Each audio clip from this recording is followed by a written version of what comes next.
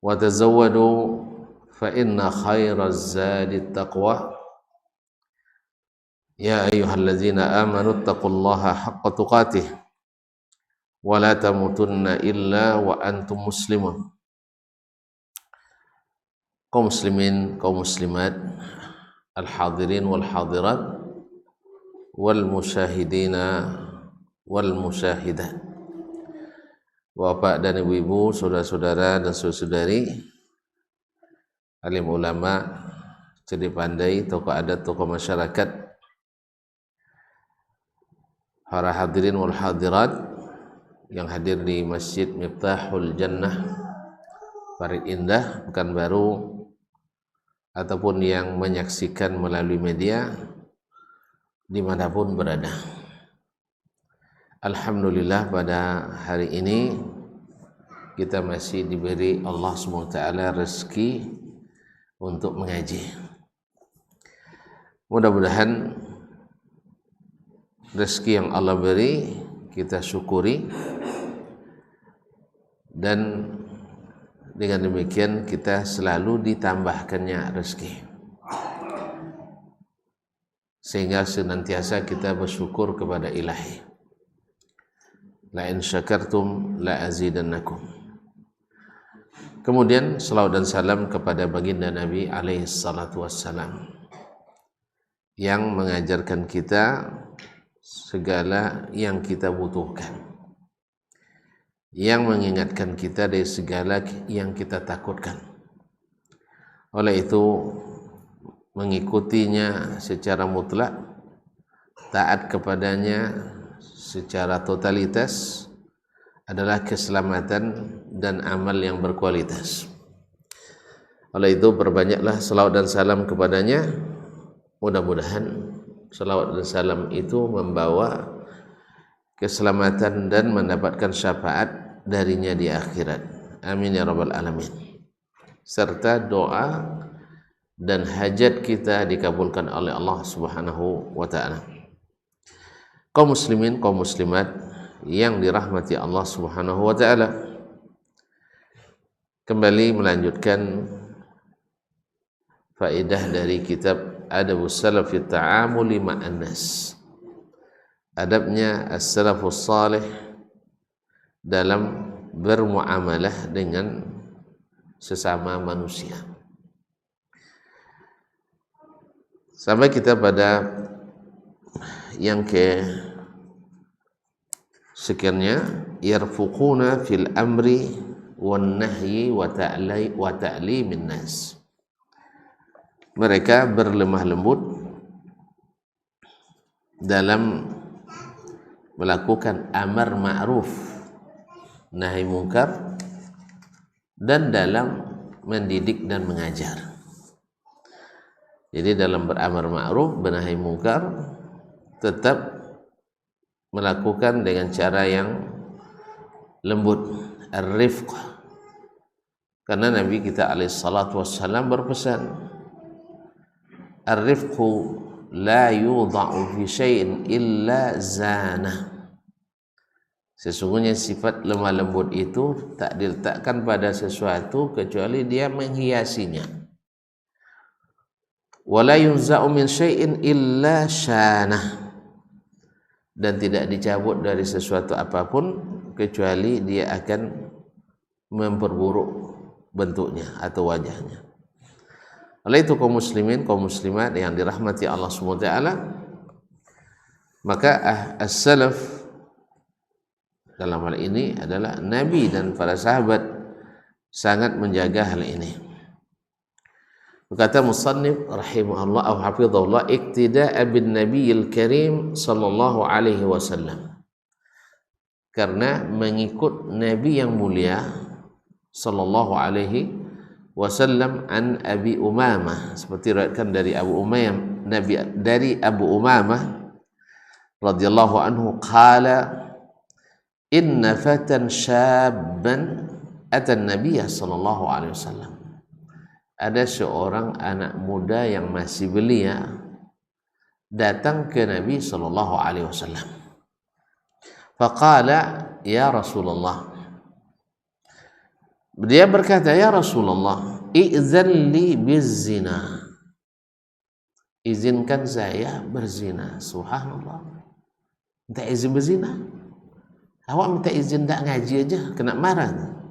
Ini minta izin berzina, na'udzubillah, yang dengannya bergoyang arsy Rahman saking besarnya maksiat ini, kejinya. Nah, dia minta izin ke siapa? Ke Nabi alaihi salatu wassalam. Coba bayangkan, Ali bertanya tentang hukum keluar mazi ke Nabi, tidak berani sampai nyuruh orang lain, saking malunya, padahal itu tidak berdosa. Ini tidak minta izin ke Nabi SAW untuk berbuat dosa yang luar biasa, bukan biasa, luar biasa. Subhanallah, ini sungguh maftun, mubtala ini anak. Tapi lihat bagaimana sikap ke Nabi SAW. Ya, bagaimana sikap Nabi SAW menghadapi anak yang seperti ini. Maka bi abi wa ummi salawatu rabbi wa salamu alaih, memang subhanallah khairu muallim, sebaik-baik yang mengajar. Faqala ya Rasulullah izalli bizina, izinkah saya berzina Rasulullah. Fa aqbalal qaumu alaihi fazajaru, orang pada menghadap kepadanya, orang pada melihatnya dan mencela dan fazajaru artinya menegahnya. Orang pada marah kepadanya. Wa qalu mahmah, apaan ini? Apaan ini? Kan aib minta ke Nabi izin berbuat dosa besar. Kaum muslimin bahkan sebagian orang ya lebih jijik mendengar dosa zina daripada dosa syirik. Ya. Orang lebih jijik mendengar zina daripada syirik kadang, saking buruknya perbuatan itu. Tapi ini mintanya ke Nabi alaihissalatu wassalam. Kalau bahasa kita betul-betul tidak beradab, betul-betul tidak beradab.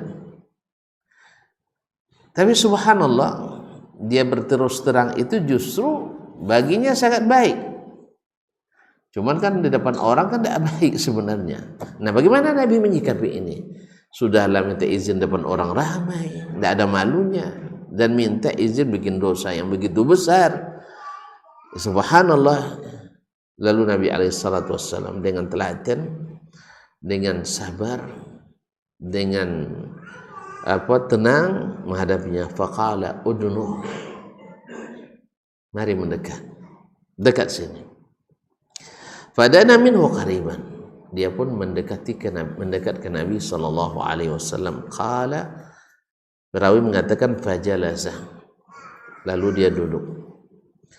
Qala, Nabi SAW bertanya kepadanya. Nabi sekarang mengajak dia berdialog. Karena orang kalau sudah begitu tenang Nabi menghadapi, Nabi tak terlihat seperti yang lain, tentu dia sudah punya kesiapan untuk mendengar. Silakan dekat sini. Tapi coba kalau di awal kita ikut pula Nabi mencak-mencak, dia jelas tidak siap lagi mendengar itu. Maka makanya ketenangan, khususnya kita yang menjadi pucuk pimpinan. Makanya kalau jenderal tak boleh bersikap seperti kopral. Nah, itu razati. Kalau enggak, kalau sama sikap jenderal dengan kopral, ya rusaklah institusi, rusaklah lembaga. Makanya misalnya kita di pimpinan, pucuk pimpinan yayasan misal, itu sekolah. Kalau nak marah-marah, suruh anak buah. Nah, jangan kita yang marah. Nanti kira pura-pura mendamaikan. Nah, apalagi kalau berhadapan dengan pihak yang di luar sekolah, misalnya. Maka jangan terbawa emosi. Nah, ini Nabi SAW melihat ini kesalahan besar. Tapi Nabi bertenang. Lalu dia ajak untuk berdialog. Ya, berpikir secara logis. Ya, berpikir secara logis. Setelah itu nanti ya sampai kepada tujuan, dia tidak mau lagi melakukan. Apa kata Nabi SAW? Qala atuhibbuhu li ummik, kamu suka hendak itu dilakukan terhadap ibumu sendiri? Kalau orang minta izin kepadamu menzinahi ibumu, mau tidak kamu? Ya subhanallah, segila apapun orang pasti tidak akan mau. Justru siap dia untuk membunuh orang itu. Dia membunuh orang itu. Faqala la wallahi ja'alani lahu bida'ak. Demi Allah Rasulullah, saya tidak suka. Semoga Allah jadikan saya sebagai tebusanmu.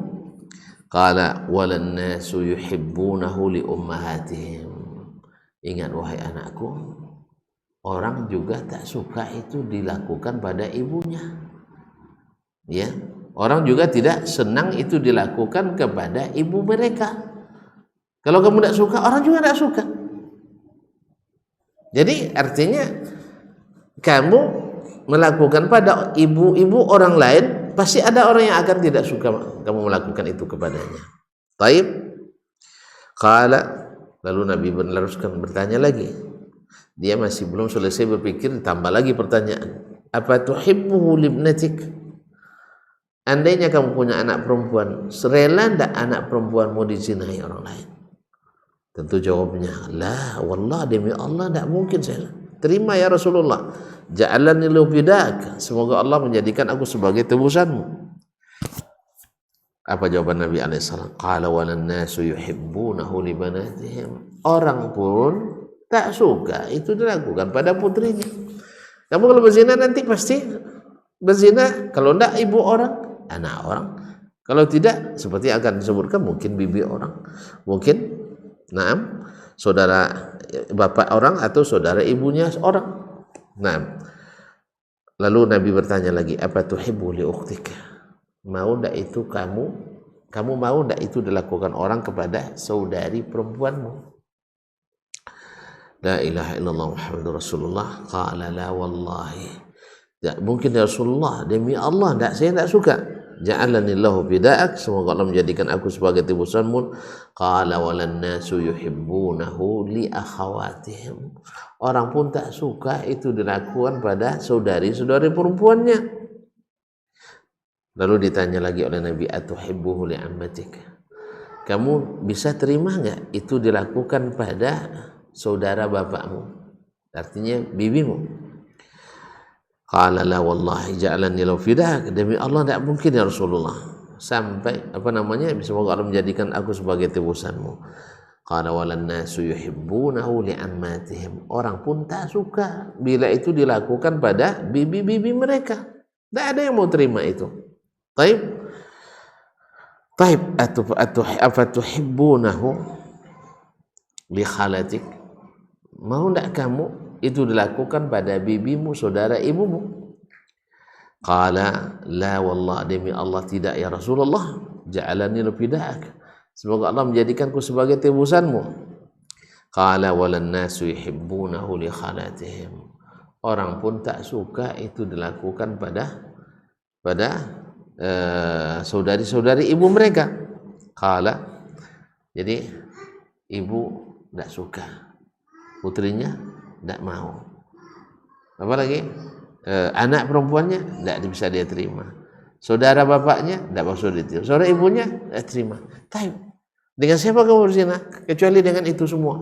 Kalau tidak anak orang, ibunya orang. Kalau tidak, bibinya orang atau anak perempuan orang. Lalu Nabi SAW, karena dia sekarang sudah berpikirnya normal sekarang, dia bisa menjawab seluruh pertanyaan dengan benar. Dengan benar jawabannya kan? Enggak, demi Allah tidak mungkin.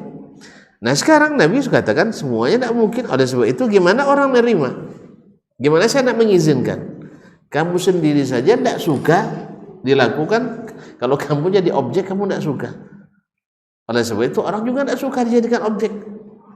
Bagaimana saya tidak mengizinkan kamu sekarang? Ini kan bahasa alasan logis ini. Kadang orang kan dengan dalil kan tidak mau dia itu. Orang kalau dengan dalil susah menerima. Betul kan? Benar, dalam suatu acara di internasional, saya ikut dalam steering committee-nya waktu itu, dengan organizing committee-nya. Jadi ketika kumpul para pejabat tinggi di daerah dengan Forkopimda semuanya lengkap, ada yang mengusulkan ya dari pihak ya pemberdayaan perempuan lah kan, minta ditampilkan acara budaya kita, Melayu dan sebagainya. Antum bilang haram nanti, ini radikal ini, ya tak? Radikal ini. Maka dibacakan dalil, orang kadang-kadang tidak terima, tapi kalau diberikan alasan filosofis, alasan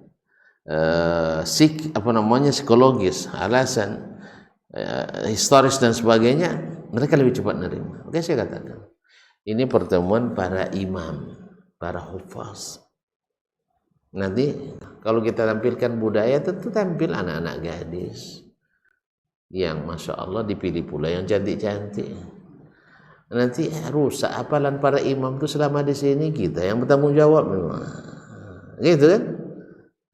Akhirnya mulai mau bisa diterima karena alasannya logis. Yang kedua, mereka tidak biasa dengan acara-acara seperti ini, logis lagi. Yang ketiga, agar ada yang lebih logis, anggaran kita tidak cukup.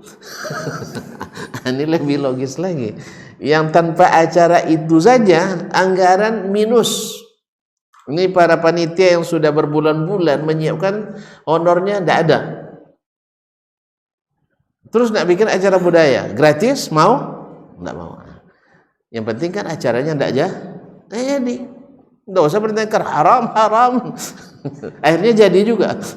Kita sudah tuduh. Jadi ada kadang-kadang perlu kita memanfaatkan cara-cara yang lebih bisa diterima. Kan itu yang penting, bisa diterima daripada cara yang mengundang perdebatan panjang. Nah, ada, makanya Nabi SAW sekarang mengajak dia berpikir secara logis, mau tidak terima. Kalau dibacakan ayat kepadanya, dia dah tahu memang. Wala taqrabuz zina, dia dah tahu memang. Dia dah tahu zina itu tidak boleh, dah buktinya jawabannya seperti itu. Nah, inilah pentingnya seorang dai yang bisa mengetahui dengan siapa dia berhadapan dan tidak tergesa-gesa untuk membuat suatu keputusan. Apalagi kalau keputusan sifatnya menghukum, menetapkan, menjatuhkan suatu hukum. Nah, Nabi SAW mengatakan setelah diajak dia berdialog seperti itu dengan tenang, ya kan tenang sekali, satu-satu pertanyaannya, tidak bertubi-tubi. Mau tidak? Tidak. Kita kan sebagian, ibu mau? Tidak. Satu-satu. Mau tidak dilakukan pada ibu? Dijawab dulu. Tidak. Mau tidak dilakukan pada anak perempuanmu? Tidak. Mau tidak sama bibimu? Tidak. Mau tidak tantemu? Tidak. Kalau kamu tidak mau, orang juga tidak mau semua. Jadi bertenang Nabi SAW. Ini termasuk kaum muslimin muslimat. Ini kan berhadapan dengan pendosa.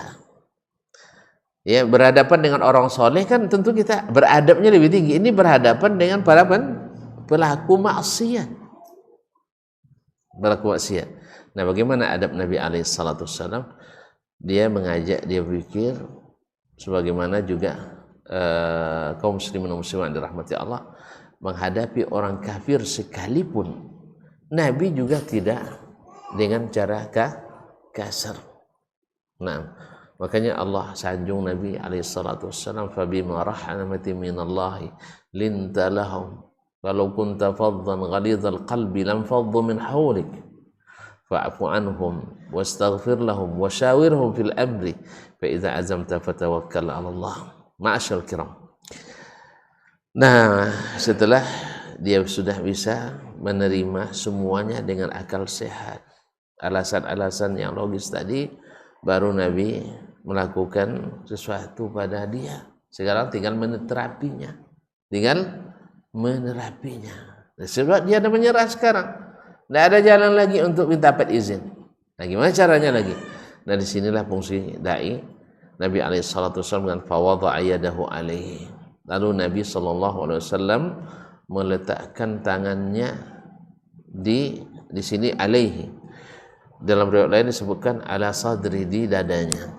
Lalu dia bilang, Nabi doakan, Allahumma gfir zambah, ya Allah ampuni dosanya.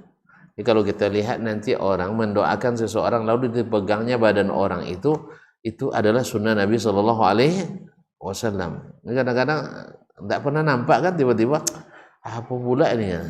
Nah, Nabi SAW memegangnya, lalu dia katakan, Allahumma ighfir dzambah, ya Allah ampuni dosanya, ampuni dosanya, wa tahhir qalbah, bersihkan hatinya, wa hassin farjah, pelihara kemaluannya. Masalahnya di mana? Dosa. Maka ampuni dosa, ringan. Sehabis itu bersihkan hatinya. Kalau hati sudah bersih, kalau tadi kan tidak bersih, dikotori dosa, hati yang berdosa itu payah menerima hidayah, sebab tertutup. Lalu Nabi doakan, ampuni dosanya, tersingkaplah semua penutup hati tadi.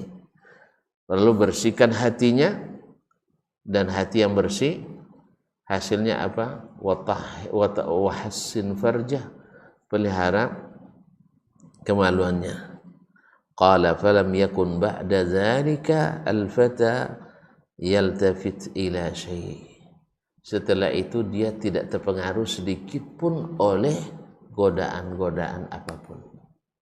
Allah, pikirannya diisi dengan ilmu, hatinya diisi dengan iman, lalu dosa-dosanya dimohonkan ampunan dan didoakan semoga Allah berikan perlindungan. Habislah kesempatan syaitan untuk melakukan penipuan kepadanya. Oleh itu kaum muslimin dan muslimat dirahmati Allah, ini contoh konkret bagaimana Nabi SAW menyikapi orang yang berdosa, bukan orang yang tersalah. Ini kan tidak sengaja ini. Dia sengaja nak berbuat dosa, minta izin ke Nabi SAW. Kan otomatis kan dia seolah-olah membuka kartu depan Nabi. Saya ini pendosa Rasulullah, saya ingin berzina. Lalu kata Nabi SAW, ini sikap Nabi SAW. Nah, ini alangkah indahnya kalau sikap ini dipegang oleh para pendidik, para pemimpin, para para dai, para ulama, sehingga dakwah itu ya berbuah manis, menghasilkan yang bermanfaat. Hadis ini diriwayatkan oleh Imam Ahmad dalam Musnad dengan nomor 22.211 dengan sanad yang sahih. Ma'asyiral kiram dirahmati Allah. Contoh lain, wa an Muawiyah bin al-Hakam as-Sulami radhiyallahu anhu. Dan diriwayatkan pula dari Muawiyah ibn al-Hakam as-Sulami radhiyallahu anhu, allazi takallama fi shalah, yang berbicara di dalam salat. Ini bukan yang bicara anak-anak gitu. Ini kadang-kadang orang kita, nah anak-anak ribut dalam salat, belum selesai salamnya, dan belakang siapa jadi anak siapa? Rupanya Pak Imam pula. Rupanya anak Pak Imam pula kadang-kadang. Ya subhanallah, kaum muslimin dan muslimat dirahmati Allah. Berarti kan selama solat tadi tidak ada sabarnya kan?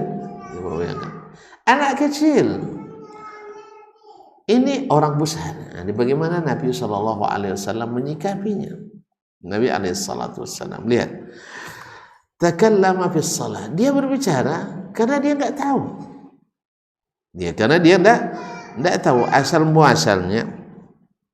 Yang qala li rajulin min qaumi atisa fi shalah. Ada orang bersin dalam salat. Lalu dia ucapkan alhamdulillah. Boleh kan? Bertasbih pada Allah dalam salat? Boleh. Alhamdulillah. Dia di sampingnya dengar apa?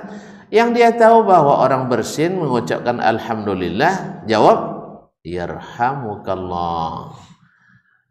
Jelas? Ini sudah berbicara dengan orang karena ada kaf khitab di dalamnya. Kalau subhanallah kan kepada Allah, tidak apa-apa. Tapi bicara sesama manusia enggak boleh. Sama dengan assalamualaikum kata orang, kita sedang salat, tidak boleh jawab. Tidak boleh dijawab. Kalau dalam salat sunat kasih isyarat dengan angkat tangan. Nah, tapi kalau salat wajib tidak boleh dijawab. Jadi oleh itu kaum muslimin dan muslimat dirahmati Allah SWT, maka dia jawab yarhamukallah. Nah, faramahul qaumu bi absarihim, orang pada melihatnya. Nah, orang pada memperhatikan, dia merasa juga orang kok mandang kepada saya semua. Karena waktu itu iltifat dalam salat boleh, menoleh ke apa boleh, menoleh ringan, membalikkan badan tidak boleh. Jadi kaum muslimin dan muslimat dirahmati Allah, faramahul qaumu bi absarihim, orang pada sinis mandang kepadanya. Ini siapa pula yang tidak pandai baca salat ini? Wa ja'alu yadribuna bi aydihim adab khazihim liyusmitu, sampai mereka memukul-mukulkan tangan ke paha mereka untuk mendiamkan dia. Karena bercakap kan tak boleh kan? Bercakap tak boleh. Baca subhanallah itu ingatkan imam. Ini makmum yang masalah. Didiamkan dengan memukulkan tangan ke paha-paha mereka. Liyusmitu, untuk mendiamkan. Wadzalika qabla yusra tasbih liman nabahu syai'un fi salati. Ini sebelum disyariatkan membaca subhanallah bagi orang yang ada sesuatu yang masalah dalam salatnya. Qala, dia berkata, falamma shalla Rasulullah sallallahu alaihi wasallam, tatkala Nabi selesai salat, fa bi abi wa ummi, saya tebus dia dengan ibuku dan bapakku dan ibuku, ma raaitu mualliman qablahu wala ba'dahu ahsana ta'liman minhu. Saya tak pernah melihat seorang guru ya sebelum dan sesudahnya lebih baik daripada cara Nabi mengajar sallallahu alaihi wasallam. Makanya ada buku namanya Ar-Rasulul Muallim, Rasul sang guru, itu patut dibaca oleh para pendidik-pendidik ini. Bagaimana Nabi alaihi salatu wasallam menjadi guru. Jadi guru itu biarlah disegani, jangan ditakuti. Karena kalau ditakuti, pas dia ada orang pada tunduk, tapi pas dia pergi dia dikempesin mobilnya. Itu namanya takut. Kalau ada kesempatan dia balas dendam, tapi kalau segan tidak, di belakang di depan sama. Oleh sebab itu ciptakanlah guru-guru yang disegani, dai-dai yang disegani, bukan yang ditakuti. Ma'asyarul kiram dirahmati Allah. Ahsana, fa wallahi, demi Allah, ma kaharani ay man taharani, demi Allah tak sedikit pun dia menghardik saya. Tak ada dia menghardik saya. Wala darabani, dan tidak pula memukul saya. Tidak memukul saya. Wala syatamani, dan tidak pula mencaci maki saya. Tidak menghardik, tidak mencaci maki, tidak memukuli. Karena kita kan kalau tidak menghardik, di surga atau di cela atau dihukum pukul rotan. Kadang sampai nak tanggal pula telinga kadang dipilin. Ma'asyiral kiram dirahmati Allah. Tapi Nabi SAW tidak melakukannya. Qala, Nabi hanya mengatakan, inna hadhihi salata la yaslu fiha syai'un min kalamin nas. Ini salat tak patut di dalamnya bicara antar manusia. Innama huwa at-tasbihu wat-takbiru wa qiraatul Qur'an. Salat ini isinya adalah tasbih, apalagi takbir, ya, memuji, membesarkan Allah, wa qiraatul Qur'an, dan membaca Al-Qur'an. Dia tidak boleh. Jadi dia kan paham itu. Berarti bersin kan menjawab orang. Berarti tidak boleh lagi dilakukan. Dah selesai. Dia salah sampai orang tidak tersinggung. Dia salah sampai orang tidak merasa tersinggung. Nah, qala An-Nawawi rahimahullah, berkata Imam An-Nawawi rahimahullah, fihi bayanu ma kana alaihi Rasulullah sallallahu alaihi wasallam min azimil khuluq. Dalam cerita ini atau hadis ini keterangan bagaimana Rasulullah SAW tinggi dan agungnya akhlak beliau. Allazi syahidallahu ta'ala lahu bidzalik, di mana Allah sendiri yang mengakui itu. Allah sendiri yang mengakui keagungan akhlak Nabi sallallahu alaihi wasallam dalam ayat wa innaka la'ala khuluqin azim. Sesungguhnya engkau di atas akhlak yang agung. Wa rifqihi bil jahil, bagaimana dia berlemah lembut kepada orang yang jahil. Jadi berlemah lembut apalagi di zaman ini kepada orang jahil itu sangat dibutuhkan. Berkata Syekh bin Baz rahimahullah, inna fi hadzal zaman zamanur rifq. Zaman ini adalah zaman berlemah lembut dalam berdakwah.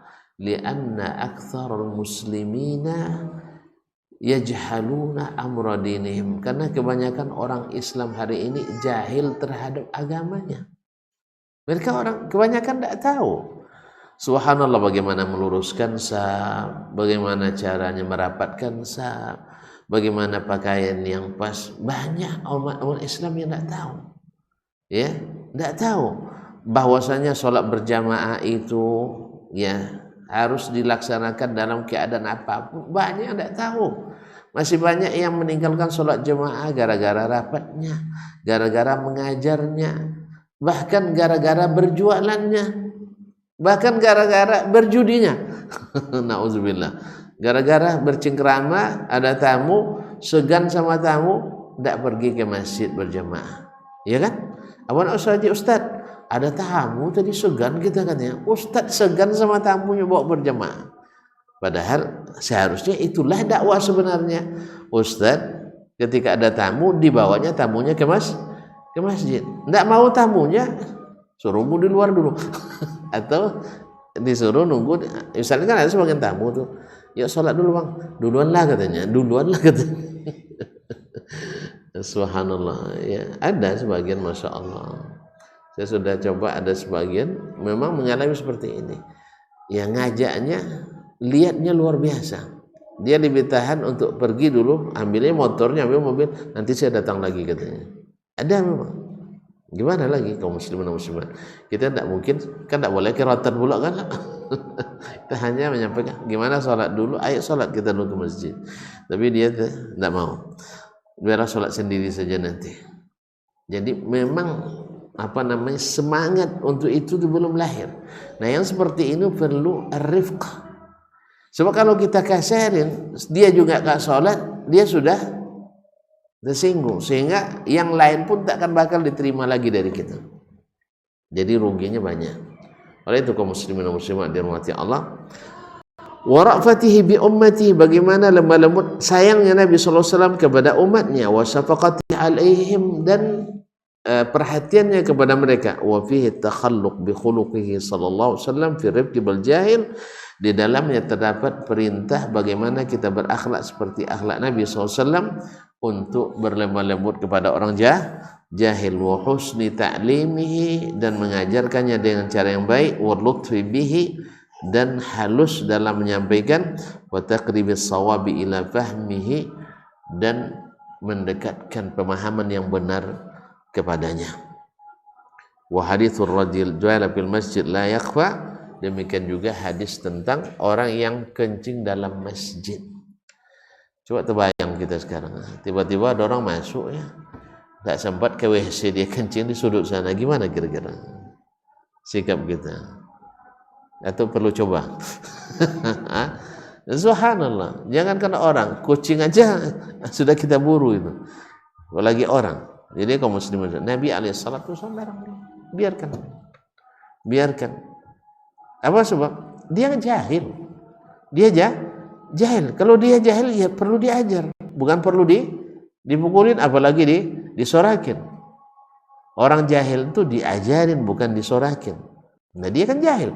Tidak mungkin orang kalau tidak jahil, masa di masjid dia kencing, tidak mungkin, pasti kena jahilnya. Baik, maka Nabi SAW biarkan dia. Kenapa? Sebab kalau dia dihentikan, banyak mudaratnya. Satu, saat penyakit yang timbul. Dua, air kencingnya berserakan, lebih payah dibersihkan, ya kan? Yang ketiga, dia kan tidak mungkin lagi, pasti lari, dia malu dia sama orang, karena sudah disorakin tadi, tidak akan belajar lagi. Tapi ketika Nabi larang sahabat mengganggunya, akhirnya dia bisa diselesaikan. Pertama, air kencingnya hanya setumpuk saja, tinggal disiram dengan seember air ya turun ke bawah. Yang kedua, setelah itu baru bisa diberikan, karena dia sudah selesai, baru bisa diberikan pengajaran oleh Nabi Sallallahu Alaihi Wasallam. Ini masjid harus disucikan dari hal-hal seperti ini. Akhirnya besok dia tidak mengulang lagi. Tapi kalau sempat tadi, mungkin dia bisa-bisa murtad juga. Na'udzubillah. Orang baru belum tahu, orang jahil. Oleh itu kaum muslimin dan muslimat dirahmati Allah, menyikapi orang-orang yang jahil dengan agama itu memang lebih ekstra beradab tinggi, kesabaran yang sangat tinggi. Taib, azab kita dulu. Taib.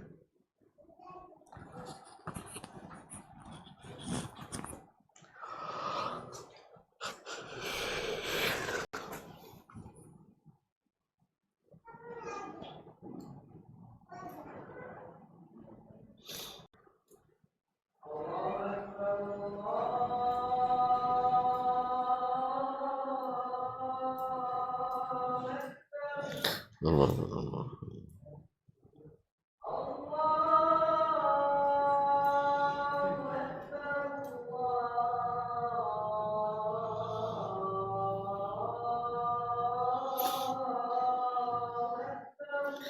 Allah Allah.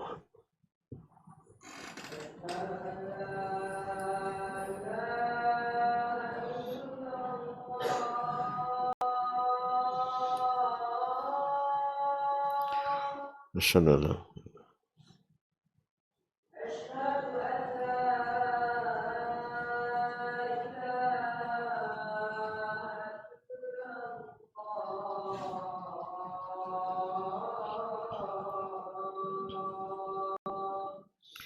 Masyaallah.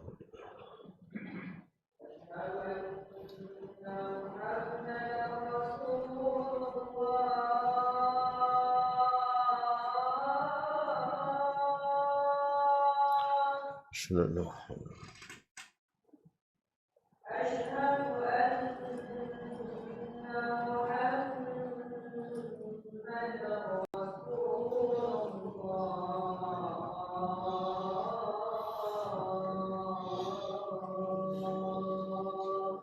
Masyaallah.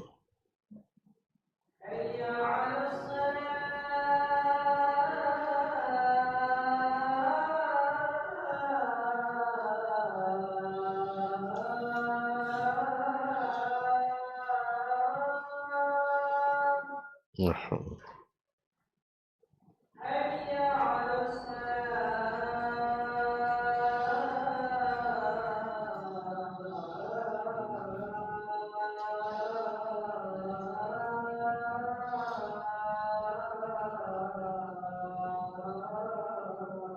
Masyaallah. Masyaallah.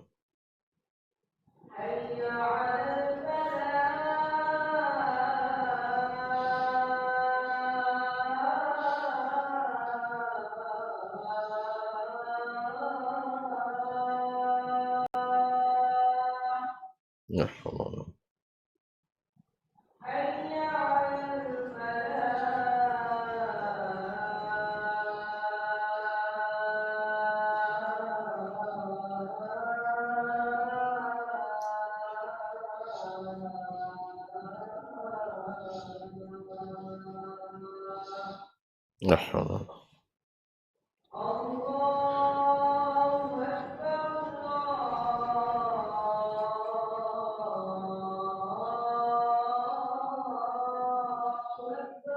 Allah.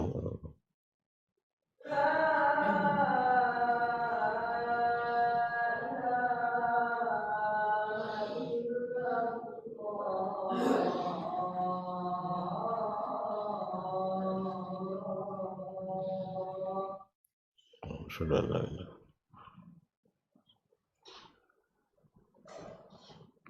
Allah.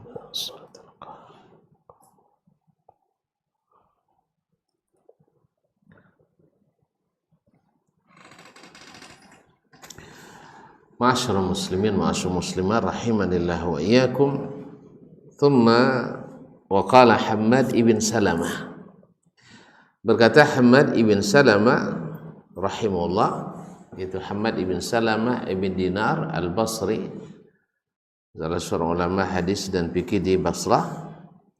Inna Silata ibn Ashyam, sesungguhnya Silah ibn Ashyam Al-Basri, seorang ulama juga dan terkenal dengan ibadah dan zuhudnya, marra alaihi rajulun qad asbala izarahu, lewat di depannya, di majelisnya tentunya, seorang laki-laki yang isbal sarungnya. Oh, kalau nampak orang isbal, masya Allah tajam pandangannya, macam nak terpotong kain orang itu dua, saking tajamnya kan itu. Ya tak? Tengok sampai orang tu malu pula berjalan kalinya. Nah, fahamma ashabuhu ay ya'khudhu bisyiddah, sama murid-muridnya ingin menegur orang tu dengan kasar. Sebab apa? Tidak ada orang isbal kecuali dia sendiri. Tentu kan dominan sekarang yang tidak isbal. Jadi aradu ya'khudhu bisyiddah, mereka ingin menegur orang itu dengan keras. Taib faqala da'uni, kata Syekh Silah bin Ashyam, biarkan dia, ana akfikum, biar saya yang menegur. Maklumlah anak-anak muda negur, tadilah darah muda, darah Alhamdulillah. Jadi faqala ya ibna akhi, lalu dia yang mengatakan, ya ibna akhi, wahai anak saudaraku, dipanggil anak saudaraku, innali ilaika hajah, saya ada sesuatu hajat kepadamu, ya ada permintaan kepadamu, boleh apa tidak? Jadi mukaddimahnya kan bagus. Nah, saya ada kebutuhan kepadamu, bisa tidak kau kabulkan? Ada permintaan. Qala wa ma hajatuka ya am, karena dipanggil keponakan, dia panggil paman lagi. Apa yang bisa saya bantu wahai paman? Qala uhibbu an tarfa'a min izarik, saya hanya ingin kamu angkat sarungmu. Dia kan sudah siap sekarang menerima kan? Maka saat itu saja bilang, qala na'am wa karamah, ya saya siap dengan penuh senang hati, dengan penuh kemuliaan dan kehormatan. Coba bayangkan, na'am wa karamah, dengan penuh kehormatan dia menerima dakwah tadi. Faqala farafa izarahu, lalu dia mengangkat, meninggikan sarungnya, tidak lagi isbal. Faqala li ashabihi, lalu dia katakan kepada para muridnya, lau akhastumuhu bisyiddah, kalau kalian tegur dia tadi dengan keras, permalukan di depan orang ramai, laqala, dia pasti menjawab la karamah, tidak mau, tidak ada kehormatan, wa syatamakum, dan pasti akan mencaci maki kalian. Jelas? Ya bisa caci makinya. Gara-gara isbal ini saya masuk neraka. Oke, itu nanti masuk akal sih. Kan itu. Ini sungguh terlalu nantinya. Sungguh terlalu.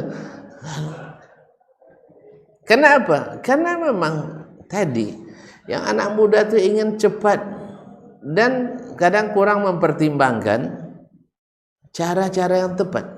Dia ingin hasil cepat, caranya enggak cepat, enggak tepat. Padahal ada cara yang tepat, tapi cara yang cepat tapi hasil cepat tapi dengan cara yang tepat. Makanya di sini perlunya orang-orang yang berilmu, yang mengamalkan ilmu tadi. Jadi bukan hanya sekedar tahu hukum tapi tidak tahu cara menghukum. Kita tahu hukum tapi tidak tahu cara menghukum. Cara menghukum pun tidak sama kaum muslimin dan muslimat yang dirahmati Allah SWT. Kalau oleh sebab itu tak boleh setiap orang menghukum, termasuk guru. Misalnya kita punya guru di sekolah, tidak semua guru bisa menghukum. Apa sebab? Karena ada guru yang tidak pandai menghukum. Kalau merotan sampai bidik dua, tahu bidik? Iya, 2 pekan tidak hilang birunya. Padahal Nabi SAW menyuruh kita memukul yang tidak berbekas. Kan mendidik, bukan buat orang sakit. Ini nanti banyak orang tua yang komplain ke kita. Apa? telinga anaknya sekali pilin itu sebulan tidak hilang-hilang bekasnya. Berarti pilin melepas dendam itu. Saya waktu di pondok dulu sering kena pilin, sekarang kesempatan pilin. Mungkin dicatatnya mungkin ada 99 kali dulu kena pilin. Nah, saya harus membayarnya sekarang. Itu tidak bisa kaum muslim. Makanya tidak semua boleh menghukum, tidak semua pandai menghukum. Kemudian kaum muslimin dan muslimat dirahmati Allah, Nabi alaihissalam menghukum, mana yang lebih banyak beliau mengabaikan kesalahan yang tidak berakibat pada berakibat pada merubah syariat. Yang pelanggaran-pelanggaran kecil lebih banyak diabaikan daripada diisytiharkan. Nah, ini contoh lagi daripada as-salaf, itu Sila bin Asyam tadi. Andainya murid-muridnya tadi melakukan itu, subhanallah, apa yang akan terjadi? Contoh di antara ulama-ulama kita yang di zaman ini, kaum muslimin dan muslimat dirahmati Allah. Misalnya Syekh Ibnu Utsaimin rahimahullah. Syekh Ibnu Utsaimin kenal kan? Kan ada pondok di Bangkinang namanya Pondok Ibnu Utsaimin. Ya, sekarang terbuka pendaftaran, mana yang mau. Tapi yang sudah persini jangan pergi sana. Marah ada rantu nanti. Mana tahu udah lebih di sini, boleh pindah ke sana. Jadi Syekh Ibnu Utsaimin rahimahullah, dia kan imam di Masjid Jami' Al-Kabir di Unaiza, di Borneo. Sebelum subuh dia sudah pergi ke masjid. Di tepi jalan bertemu dengan anak muda nongkrong, begadang di tepi jalan. Biasalah musim panas kadang mereka tidak tidur malam karena malamnya pendek. Anak-anak muda gitulah, sambil merokok di tepi jalan.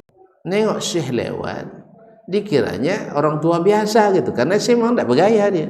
Syekh kainnya kain murah-murah. Ya. Dia memang tidak bergaya dia memang. Jadi dianggap orang Badui sama orang tua dia. Lalu dipanggil Syeba. Ya. Kalau Syeba itu panggilan orang awam gitu. Orang-orang Badui dipanggil Syeba, orang tua sini gitu. Kalau orang yang kalau dia tahu itu ulama panggilnya ya Syekhana, kan itu kan. Ini Syeba, ta'al. Dia punya anak manggil Syekh tuh. Syekh kan mau obor waktu itu, belum ada listrik waktu itu, di masa-masa beliau masih baru-baru jadi imam, masih muda-muda lah.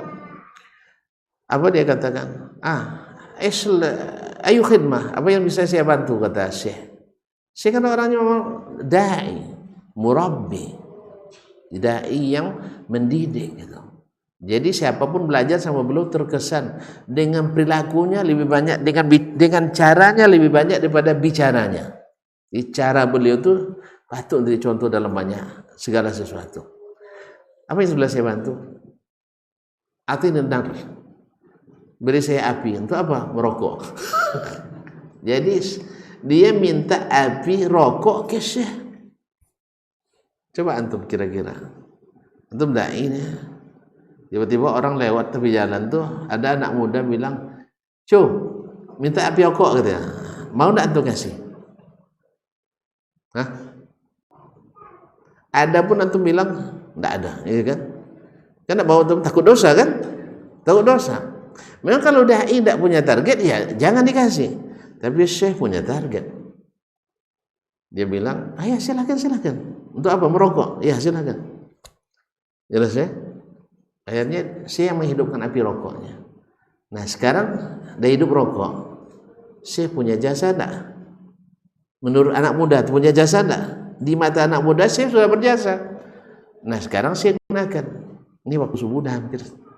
Ayo, barengan kita ke masjid. Mau dia tolak lagi? Orang sudah berjasa kita, tolak. Enggak mau dia nolak. Orang Arab gitu memang. Orang Arab itu kalau sudah terkesan dengan antum, dia enggak mau nolak permintaan antum. Jelas? Karena dia paling berbalas budi, walaupun sekecil apapun. Jelas ya? Kalau awak iyalah dikasih makan pun enggak mau diajak lagi. Nah, kalau kita enggak, memang ada banyak hal yang kita enggak tahu memang. Kalau Arab enggak, kalau ada orang buat baik kepadanya, enggak mau dia menolak permintaannya setelahnya. Walaupun dia preman ya. Lalu diajak ke masjid sama Syekh.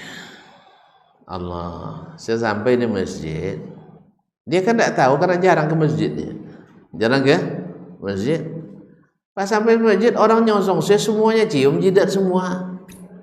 Orang Arab paham kalau Syekh orang dicium jidatnya berarti ulama. Berarti orang besar. Wah, dia dibilang ternyata siapa ini? Dia mulai nanya-nanya siapa ini? Lalu dibilang orang tuh inilah Syekh Ibnu Utsaimin.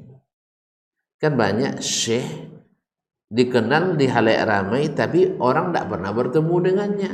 Kan tidak ngaji dia. Iya kan? Oh antum rupanya Ustaz Dasman tuh dah sering saya dengar katanya kan. Dengarnya terbaik terburuk tidak tahu kan. Yang jelas baru kali ini dengar dilihatnya Syekh Utsaimin. Iya. Padahal dia kan sudah pandangannya sudah buruk barangkali sebelumnya. Rokok haram, semua haram, semua bid'ah. Kan kayak itu juga kan.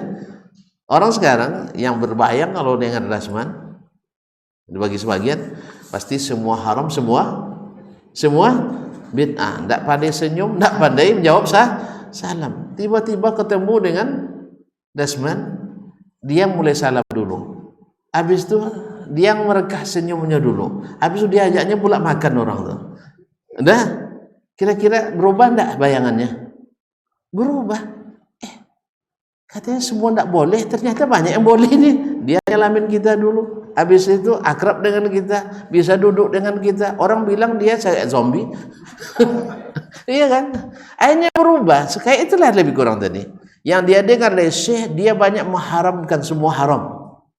Orang enggak ngaji memang. Tapi ternyata diminta api menghidupkan rokok, mau dia. Jelas ya? Akhirnya subhanallah, itulah awal dia dapat hidayah. Akhirnya menjadi murid setia Syekh. Tinggal semuanya rokok, tinggal nongkrong, tinggal menjadi selalu bersama Syekh di masjid Jamiah. Dan kisah seperti ini banyak terjadi pada Syekh rahimahullah ta'ala. Nah inilah dai yang kaum muslimin perlu dalam kadang-kadang kita harus mundur setengah langkah untuk maju 100 langkah. Kadang-kadang banyak yang tidak bisa. Banyak yang tidak bisa. Masa katanya ahli sunnah tapi dakwanya masuk juga masjid itu. Sah? Iya tak? Jadi rupanya kalau nak ahli sunnah kita dakwanya masjid tertentu saja. Masjid lain tidak boleh kita masuk. Keliru kaum muslimin dan muslimat. Bukankah dulu Ka'bah banyak patung di dalamnya? Banyak patung di dalamnya. Lalu Nabi ada tak sholat di situ? Ada tak sholat di situ? Apa sebab? Karena memang belum ada kuasa untuk merubah. Yang kedua tidak ada kiblat kecuali ke arah situ. Yang ketiga Nabi belum tahu bahwa itu dilarang. Dan Nabi tidak berniat menyembah patung. Tapi setelah Allah beri kuasa, maka patung itu semuanya dihilangkan. Dan Nabi berdakwah di situ. Oleh itu kaum muslimin dan muslimat dirahmati Allah, banyak yang tidak bisa sabar sehingga banyak yang bubar. Tidak bisa sabar sehingga banyak yang bubar. Kalau yang dicari kesalahan dan kelemahan, semua punya kesalahan dan kelemahan. Oleh itu kaum muslimin dan muslimat, yang dicari bukan itu tapi adalah betul tidak berada di jalan yang benar. Yang orang yang berada di jalan yang benar kadang-kadang terpeleset juga. Kalau dia terpeleset jangan dijingkang pula di belakang. Kalau dia terpeleset disambut, diberikan. Ya kalau dia capek, putur dia dikasih minum, dikasih suplemen untuk tetap melanjutkan. Sebab tidak sedikit orang futur dalam dakwah ini, futur mengikuti manhaj ini. Nah, lalu kita bantu, bukan jangan tidak datang lagi masjid, tinggalin aja lah. Nak masuk neraka, apalagi datang pula sindiran-sindiran pedasnya. Anak kan neraka kok jomanya. Nah. Jadi inilah kaum muslimin dan muslimat dirahmati Allah. Jadi dia menegurnya dengan cara yang elegan, cara yang halus, tapi masuk dan berjalan mulus. Ma'asyiral kiram dirahmati Allah Subhanahu wa taala. Jadi dia memulai dengan bicara, boleh tidak saya mengatakan sesuatu? Kan itu saya ada keinginan yang mau saya sampaikan. Mau tidak saya dengar? Ketika kita bicara dengan sesuatu, dia kata, saya siap. Ada apa? Tolong diangkat kainmu itu. Nah, ini harus sering kita lakukan kaum muslimin. Qala Syekh Muhammad Al-Khadir Al-Husain, Syekhul Azhar fi Sab'iniyat, Syekh Azhar Muhammad Al-Khadir Al-Husain pada tahun 70-an mengatakan, yazhabu ba'dun nasi fil inkar ala man yarahu mubtilan mazhab al-fadhadah bil qawli fayarmihi bil la'ni wasyata'im. Ada sebagian orang mengingkari kemungkaran yang dianggap orang ini melakukan kebatilan, tapi dengan fadhadah, dengan kekerasan. Akhirnya apa yang terjadi? Sehingga yang terjadi adalah laknat dan celaan. Wa fannu syatmi wal hija mimma yadhuru syiqaq. Seni atau jurus mencaci maki dan mencela, menunjukkan keburukan, inilah yang menebar benih-benih perpecahan. Allazi nuhina anhu, yang kita dilarang melakukan itu. Wa rubbama hamala al-mubtil ala ta'assub li ra'yihi aw hawa. Karena orang pelaku kebatilan itu karena terdorong oleh fanatis kepada pendapatnya atau pada hawanya, faqabada alaihi bil yamini wasyimal, sehingga dia bertahan dengan kebatilannya dengan sekuat tenaga dari kiri dan kanan. Wa qala, kemudian juga berkata, wa minal wasail allati yakunu la atharun fi ta'lifil jahilin aw al mufsidin wa tahim ila qabul islah bastul ma'rufi fi wujuhihim. Di antara jalan yang sangat berpengaruh, cara yang berpengaruh untuk melunakkan hati orang-orang jahil atau pelaku keserusakan dan membuat mereka siap menerima perbaikan. Apa itu? Bastul ma'rufi fi wujuhihim, yaitu menebar kebaikan di hadapan mereka. Wa irda'uhum bi syai'in min mata'i hadzid dunya. Kadang-kadang kita memerlukan untuk menjinakkan mereka dengan kesenangan, sebagian kesenangan duniawi. Tonton, jangan lupa ketika Fathu Makkah, ada yang bisikkan ke Nabi SAW, Abu Sufyan itu orangnya senang diangkat-angkat. Kan dia belum masuk Islam kan? Belum masuk Islam kan? Nah, mana yang beruntung? Makkah dikuasai tapi orang tidak masuk Islam, atau Makkah dikuasai mereka masuk Islam? Tentu Islamnya seperti Abu Sufyan itu sangat diharapkan. Maka Nabi SAW kalau dia suka diangkat-angkat, tuh suka diangkat-angkat, dipuji-puji, diberi kedudukan. Kan itu. Ada orang seperti itu kan? Dan jadi ustadz pun masih banyak juga yang masih ingin diangkat. Kalau tidak bisa diangkat, dia bisa tidak sabar, dia merasa direndahkan, tidak mau lagi karena berdakwah gara-gara itu. Ada orang yang jenis itu. Maka yang seperti ini berikan dia posisi. Berikan dia posisi. Maka Nabi umumkan, man dakhala manzila Abi Sufyan fahuwa amin. Siapa yang masuk ke rumah Abu Sufyan aman. Mendengar itu Abu Sufyan senang enggak? Ternyata saya masih dihargai. Walaupun sudah berpuluh tahun memusuhi dakwah, tapi masih ternyata Muhammad SAW akhlaknya luar biasa. Dipadankan oleh Nabi masuk ke rumah Abu Sufyan seperti orang masuk ke Masjidil Haram. Karena Nabi umumkan, siapa yang masuk Masjidil Haram aman. Siapa yang masuk ke rumahnya, tidak keluar dari rumahnya, aman. Siapa yang masuk ke rumah Abu Sufyan, aman. Dikhususkan rumahnya oleh Nabi SAW. Akhirnya apa? Buahnya manis. Asyhadu an la ilaha illallah wa asyhadu anna Muhammadar Rasulullah. Bayangkan kaum muslimin, tadi orang yang membayangkan bahwa Nabi itu akan merusak, memecah belah umat. Kan itu isu dulu Nabi itu, memecah belah umat, bawa ajaran baru, memporak-porandakan persatuan dan sebagainya, tuduhan seperti sekarang juga yang ditujukan oleh para penentang dakwah kepada pembawa dakwah tauhid, pembawa dakwah sunnah, memecah belah umat. Sama lagunya, lagu lama juga, lagu lagu lama juga, memecah belah umat. Kemudian apa lagi? Semuanya serba tidak boleh, serba haram, serba dikit-dikit bid'ah. Padahal sejak tadi berapa kali kita bilang bid'ah? Nggak ada. Semuanya bilang sunnah aja kan. Ada yang dilarang tadi tidak banyak juga. Semuanya anjuran semuanya. Tapi begitulah tuduhan pada Nabi, karena orang lebih banyak mendengarkan tentang Nabi daripada mendengar langsung ke Nabi.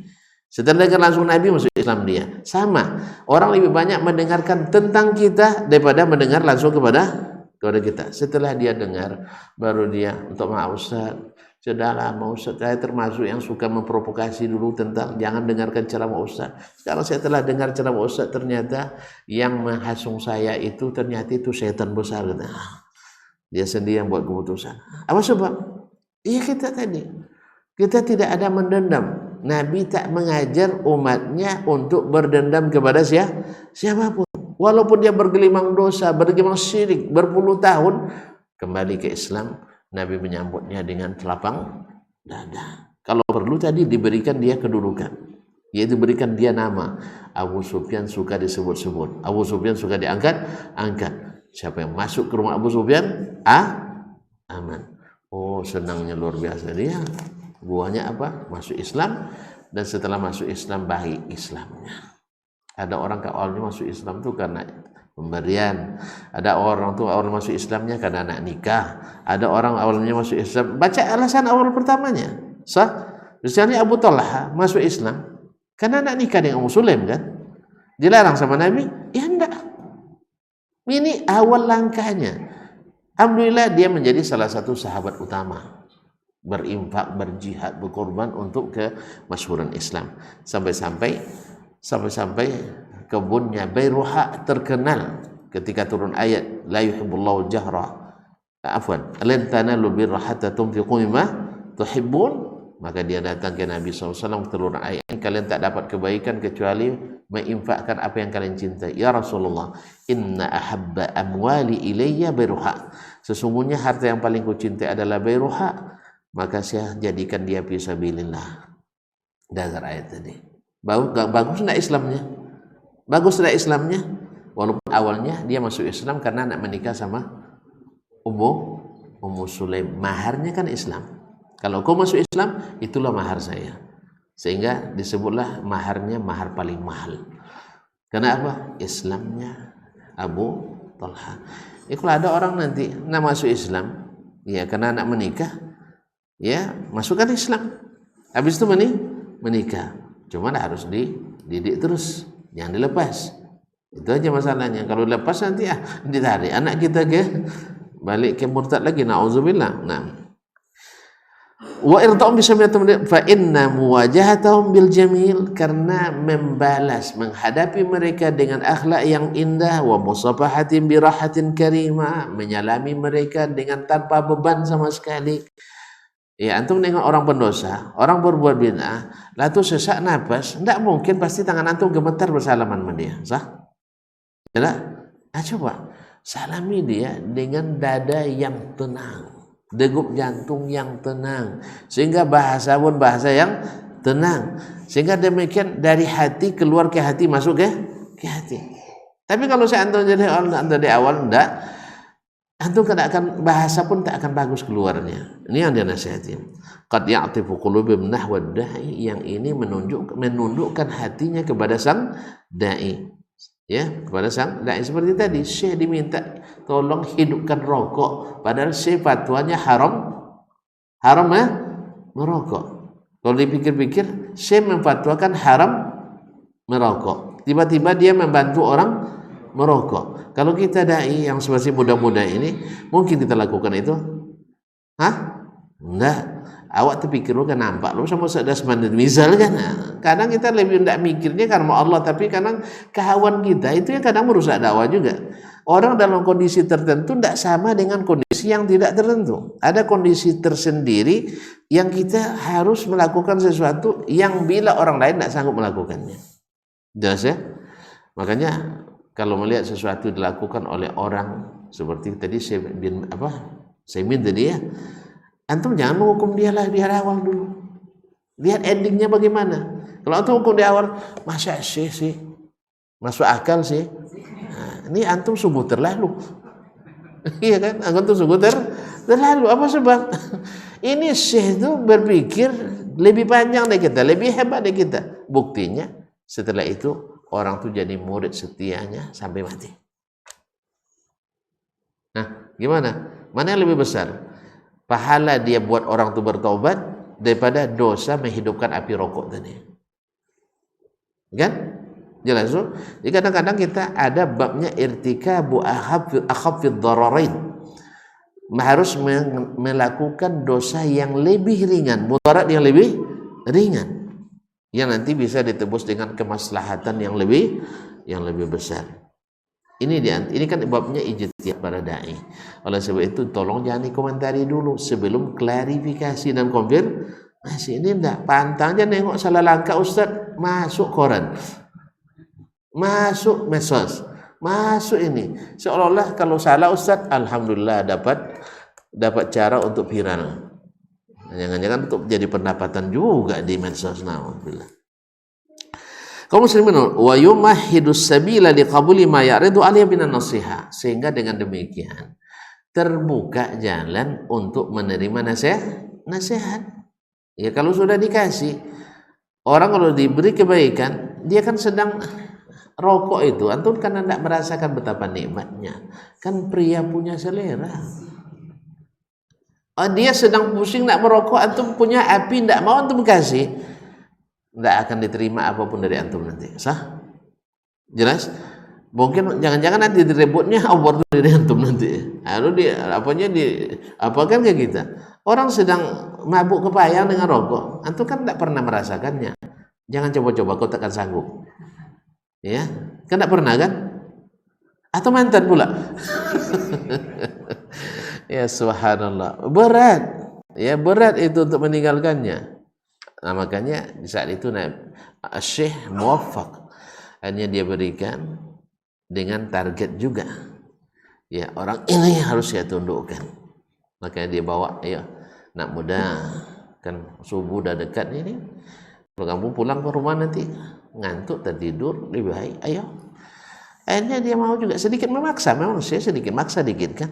Dipegang tangan, ditariknya kan. Ya, akhirnya ngikut juga tuh anak. Nengok jidat Syekh betul-betul dicium orang. Akhirnya dia berpikir sendiri, astagfirullah saya. Kan itu dan nyesal dia kan. Nyesal ternyata Syekh besar. Nanya dia, siapa itu? Syekh Ibnu Utsaimin. Astagfirullah, Syekh Ibnu Utsaimin. Yang selama ini saya bayangkan seperti zombie, yang selama ini saya bayangkan tidak pandai tersenyum, yang selama ini mengharamkan rokok, yang pokoknya banyak yang terhalang orang menurut dia, nafsu yang terhalang kan. Sejak inilah sholat subuh pertama yang menjadikan dia meninggalkan segala masa gelapnya dan menjadi murid setia Syekh rahimahullah rahmatan wasi'ah. Baiklah kaum muslimin dan muslimat rahmati Allah. Wan nufusu matbu'atun ala musafati man yulbisuha ni'mah wa yafidhu 'alaiha khaira. Jiwa-jiwa kita ini memang tercipta secara fitrah siap menerima orang yang berbuat baik kepadanya. Sah? Apalagi dilimpahkan kepadanya berbagai kebaikan. Ya, makanya Nabi SAW di antara sunnahnya orang-orang baru masuk Islam dikasih banyak-banyak. Sah? Sampai cemburu pula orang Ansar dibuatnya. Kan cemburu orang Ansar, lah mulai Nabi. Kan itu kan, datang lagi pikiran kalau Nabi kumpulkan orang Ansar. Yang kalian bawa pulang ini kan Nabi, lebih mahal dari ribuan ekor onta, ribuan ekor kambing. Yang saya wariskan kepada mereka kan harta. Enggak rela kalian bawa Rasulullah pulang, orang bawa kambing, bawa sapi, bawa barang. Jadi menangislah sahabat Ansar itu sejadi-jadinya. Ternyata mereka salah sangka dan salah pikir tadi. Dipikirnya Nabi akan pulang ke Mekah lagi karena Mekah sudah dimiliki. Tapi Nabi berjanji, saya tidak akan meninggalkan Ansar selamanya sampai mati. Dengan demikian ini lebih mahal daripada harta-harta yang tadi dibagi-bagi orang-orang yang baru masuk Islam. Jelas ya? Kalau jelas selesai kita. Kalau enggak saya tambah lagi ya. Nah, alhamdulillah kisah-kisah Nabi dalam masalah ini, as-salafus salih, Abu Bakar, Umar, Utsman, dalam bab-bab dakwah seperti ini mereka sudah ahlinya secara nyata di lapangan, sehingga tidak sedikit orang masuk Islam melalui Abu Bakar, masuk Islam melalui Utsman, masuk Islam melalui Ali, dan seterusnya. Dengan apa? Ar-rifqu bil amri bil ma'ruf wan nahyi 'anil munkar, lemah lembut dalam melakukan amar ma'ruf nahi munkar, dan juga dalam mengajar kebaikan kepada orang lain. Wallahu taala alam. Wa sallallahu ala nabiyyina Muhammad wasallam. Rupanya tak terasa juga sudah jam 8. Tidak apa-apa, sebentar sekali sebulan. Bulan lalu enggak, bulan depan mungkin juga tidak. Mana tahu? Ya. Semoga bermanfaat. Kebenaran semata-mata taufik dari Allah. Salah dan keliru jelas sekali kelemahan saya, mungkin dari syaitan. Kepada Allah saya mohon ampunan, kepada tuan-tuan dan puan-puan mohon dimaafkan. Wabillahi taufiq wal hidayah. Wallahu ta'ala a'lam. Wa sallallahu ala nabiyyina Muhammadin wasallam. Wa subhanakallahumma bihamdik asyhadu an la ilaha illa anta astaghfiruka wa atubu ilaik. Wassalamualaikum warahmatullahi wabarakatuh.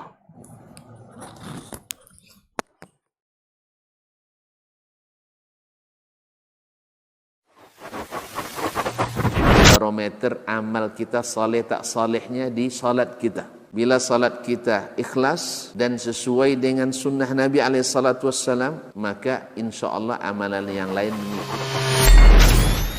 Ini aktivitas ini membantu saya di akhirat atau akan menyulitkan saya di akhirat? Kalau seandainya perbuatan itu ternyata akan menyulitkan kita di akhirat kelak, tinggalkan perbuatan itu. Anta ni'mal jund. Kamu adalah sebaik-baik prajurit. Coba lihat. Kamu adalah sebaik-baik prajurit. Maka tujuannya adalah menghancurkan kehidupan rumah tangga.